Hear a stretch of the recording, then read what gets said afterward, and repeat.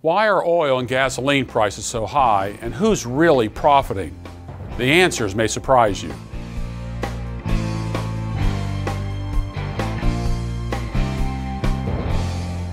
My name is Gary DeMar, and you are watching Vantage Point. Everybody's upset about gasoline prices. This past weekend, as I was driving from Atlanta, Georgia, up to South Carolina, North Carolina, I noticed a great change in price as soon as I left Georgia, which typically has pretty good gasoline prices. I got into South Carolina, and the price was like there was a 30-cent drop in the price per gallon. Up in North Carolina, there was probably a 20-cent drop as compared to Georgia. Georgia's gasoline prices, the taxes are, of course, go up based upon the price of gasoline. Most states have their gasoline taxes as a set amount. In Georgia, they're a percentage of the price of gasoline. And everybody's upset about it. You drive across town and so forth, and you begin to see that you're paying $60 for a tank of gasoline. Now, but if you were to look at the price of gasoline as it was, say, 30 years ago, even 40 years ago, what we're paying for a gallon of gasoline is probably pretty typical of what we would have paid percentage-wise 20 or 30 years ago. The price hasn't gone up that much.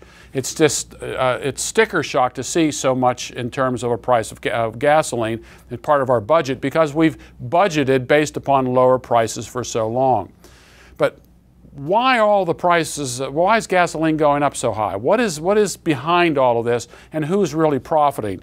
Here are a couple of things to keep in mind. Profit is good. To squeeze an oil company, to take all of the profit out of a gallon of gasoline, out of oil production, oil discovery, is really going to hurt us in the long haul. Gasoline companies, oil companies need profits. They need profits for the future. If you drain the company of profits, you do two things. You take away the incentive for them to work harder in the future, and you also take away their reserves in case unforeseen expenses come in, or there's a real shortage of oil for whatever reason. There may be a huge war in the Middle East. You may have the shipping lanes strangled because of that. They have to plan for that. They don't know what expenses are going to be in the future. There's also a political side of this. You never know who's going to be in office and what they're going to do to the oil companies to hamstring them even more. The unforeseen thing that happened in the Gulf as a result of that oil blowout. Companies have to plan for the future, and one way of planning for the future is keeping a reserve in terms of profits. High prices give a signal that there's a scarcity out there. The future is unknown, and because of this present scarcity, they have to raise the price of their commodity in order to keep people from buying it, to hold it back, and again to anticipate there may be some problem in the future. Some of those problems may be the result of manipulation, say like OPEC deciding that they're going to cut the flow of oil. There may be some legislation that comes out of Congress. They just don't know. And so the high prices tell us, the consumer, there's scarcity out there and the future is unknown for the oil companies. Higher profits encourage production. Hey, if I know that there's something out there that's making a lot of money, I'm going to go and get more of it. This has happened with the gold rush. When people heard that there was gold discovered in California, people went out to California and dug it up out of the ground. When they did that, of course, it made a lot of people rich, but it also lowered the price of gold because more of it was discovered. The same is true with oil production. If people know that the commodity is going to rise in price, people are going to go and start drilling more for it in order to take advantage of all that. When that happens, of course, over time, a glut takes place and oil prices drop, and therefore gasoline prices drop. If anyone is to blame for higher oil prices right now, in the area that things can be fixed, it's Congress and this administration. They make it very difficult for the oil companies to be involved in production in our own nation.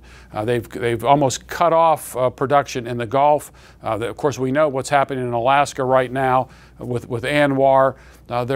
Oil companies, if given the freedom to go and look for oil, would in fact do that. Why would they do that? Because they want to make money, and they want to make money at the cheapest way possible. The cheaper the oil is, that's what they're going to go after. Here they are having their hands pretty much tied by OPEC and by the Middle East. If they were open to production here in the United States or around the coastal regions, you would see gasoline prices fall. Now, what about profits? Oil companies supposedly are making billions and billions of dollars, and they are. But do you know how much an oil company makes on a gallon of gasoline in terms of pure profit?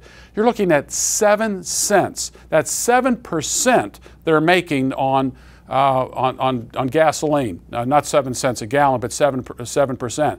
That is really low. And if you look at, say, manufacturing here in the United States, the profit is around 15 to 18%.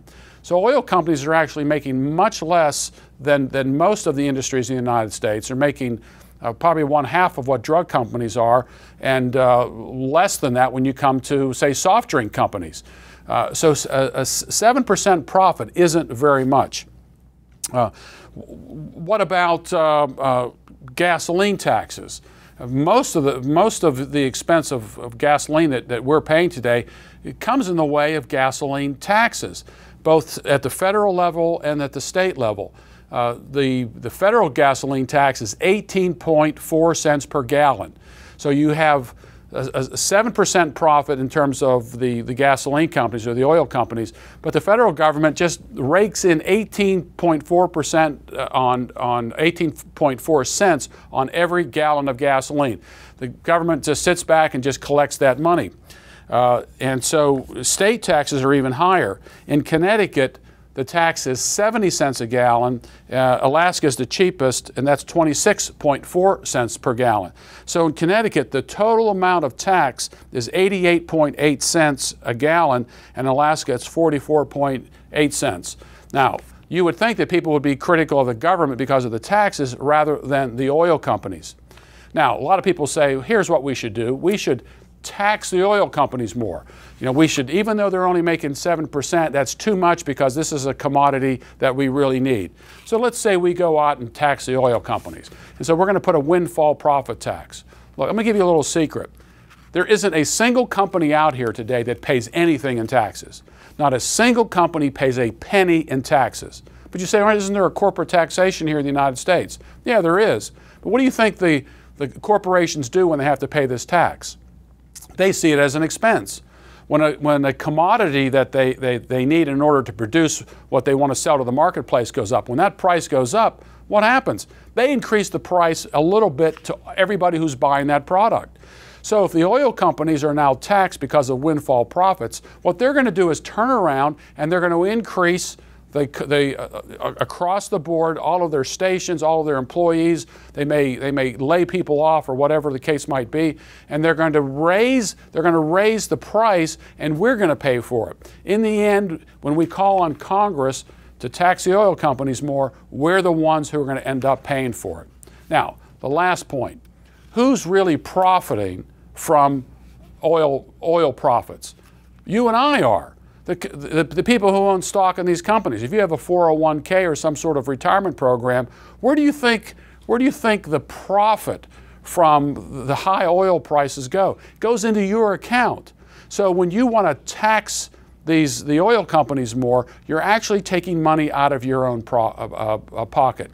So in the end, the way to solve the high oil cost and the high gasoline cost is to allow the oil companies to search for oil, refine it, and so forth, and to get Congress and get the administration out of the way. Then you will see oil prices drop. And if oil prices go up naturally, you will find other industries coming in and trying to compete with the high oil prices with some sort of alternative fuel.